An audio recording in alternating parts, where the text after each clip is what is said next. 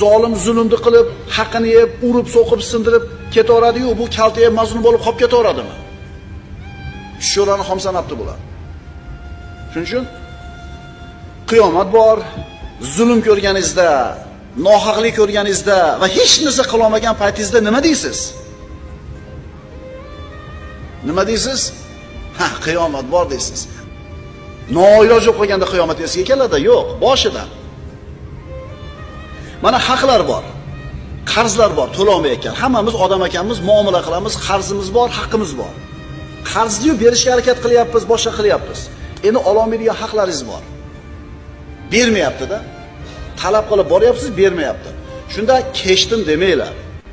Agar qarzdor bera olmayotgan qarzdor bo'lsa berar edi bilasiz. Imkoniyati bo'lmayotgan bo'lsa kechganingiz afzal. Qiyomatga qoldi deyishingiz ham mumkin. Lekin bu yerga odam bo'lsa berar edi bilasiz. Halol to'g'rini bera olmayapti, ish yurishmayapti, puli yo'q. Kechganingiz afzal bo'ladi. Ammo ikkinchi odam bu shunaqa odamki, bera olmayapti emas, bermayapti u.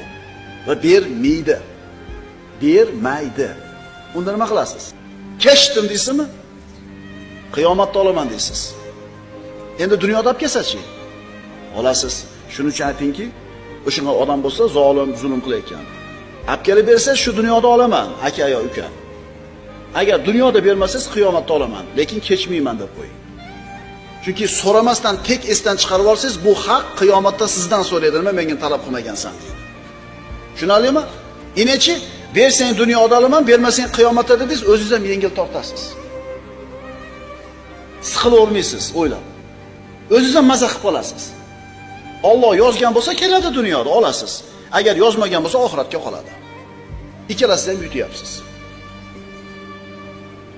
Oxirat kuni qachon bo'lishini Allohdan boshqa hech kim bilmaydi.